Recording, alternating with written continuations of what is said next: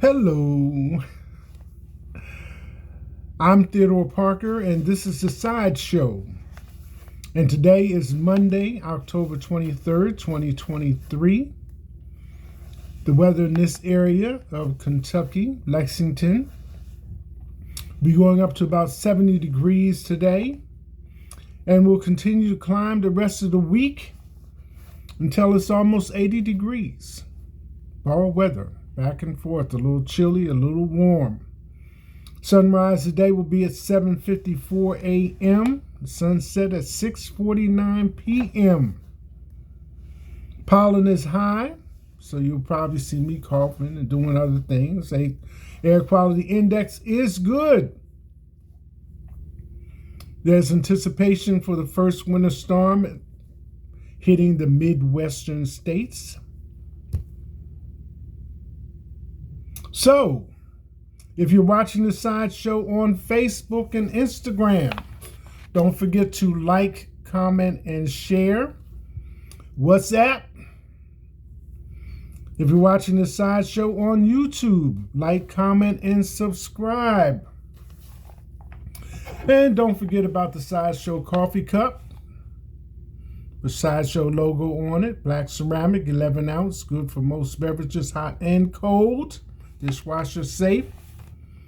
Buy from me for $17 plus shipping and handling.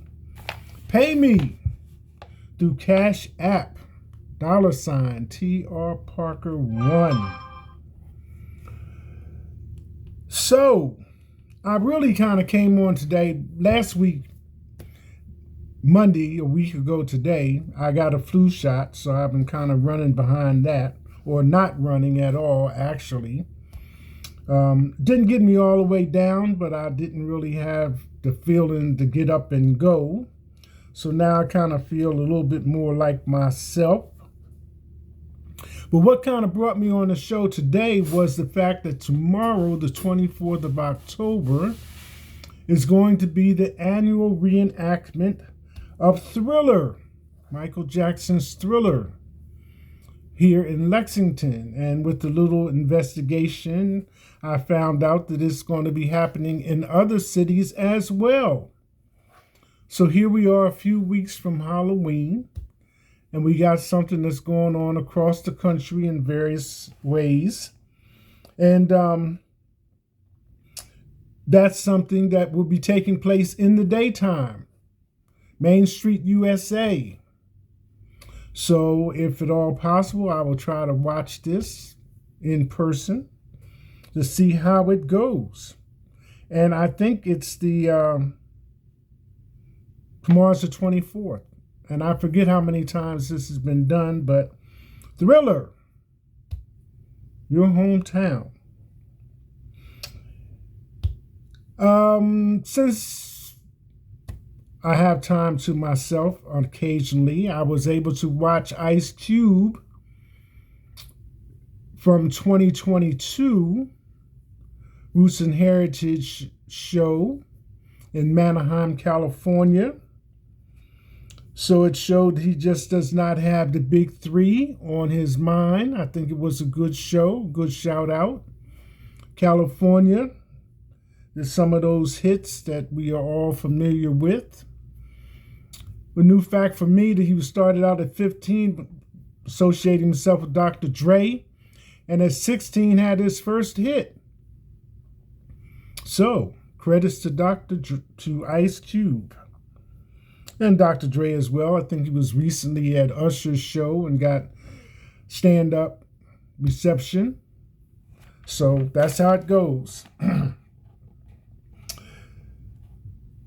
But speaking about Roots and Heritage took me back to September. And September was that big deal with Meta and hit the courts and all that kind of stuff like that. And I kind of wondered, like, what happened with the money, you know? Because I had my arrangements through PayPal, and I keep checking it to see if the money's dropped or not. So I went back to check because I was saying, well, like, who is the judge in the case and what actually happened with all of that, right? So I went and found an article from The Hill dated in September, and I'm going to share it with you because it had a few more details and answered the questions that I had pending, rattling around in my head. So here it goes from The Hill. Largest number of claims ever filed, 17 million people validated to receive Facebook settlement payment. And this is from the first part of September this year. The number of claims filed in the $725 million Facebook privacy settlement may constitute the largest case class in a lawsuit in U.S. history, lawyers said in San Francisco court Thursday.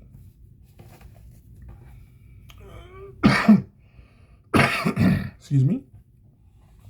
The administrator in charge of vetting claims has received more than 28 million applications for a payment, said Leslie Weaver, co-lead counsel for the plaintiffs in the case.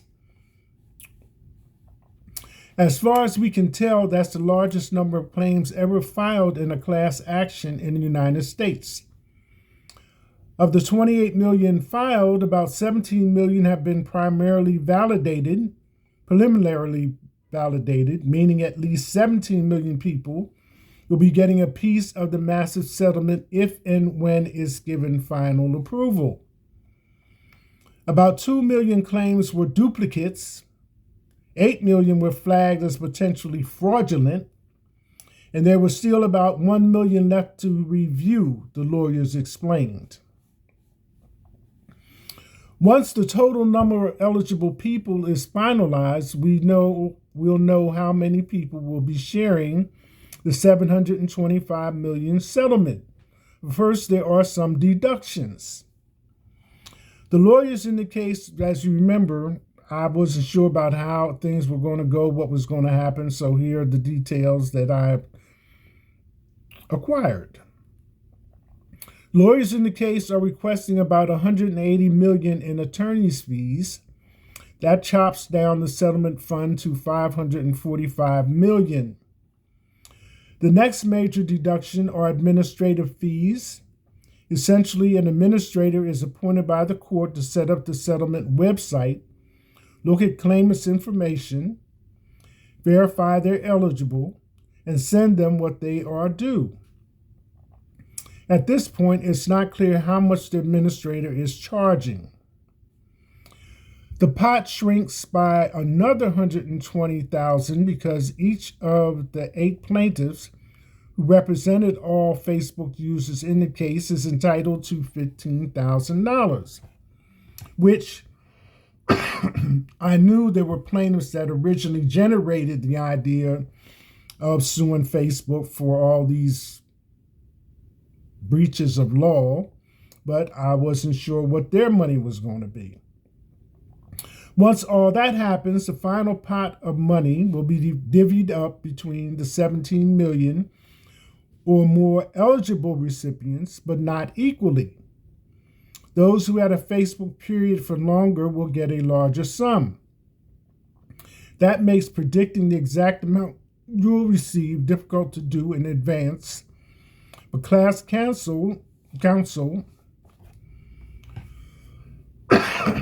estimated a median payment size of $30 when speaking court on Thursday, which is what we kind of rattled down when the other people got 100 and some, but it's 2 different cases. So I've been on Facebook since like 2007 when I was college, university student. So there we are. Judge Vince Chahabria gave the lawyers representing the plaintiffs another week to file some additional documents with the court. Once the judge gives the settlement final approval, we will be one step closer to payments being sent out. However, there could be appeals which would delay payments. Facebook parent company Meta agreed to pay the sum to settle claims that allow personal data to be shared with third parties.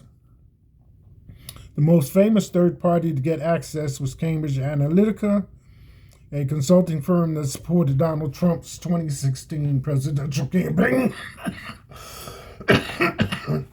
Sorry, folks.